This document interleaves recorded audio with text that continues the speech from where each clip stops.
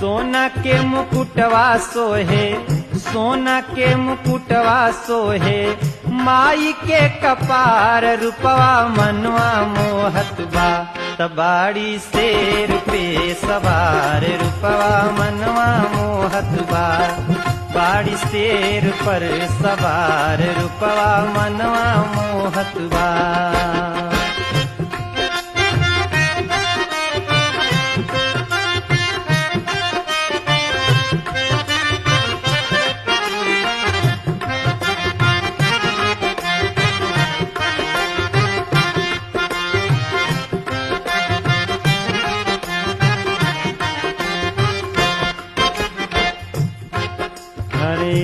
गदा सोहे फूल सोहे तीरिया धनुषिया,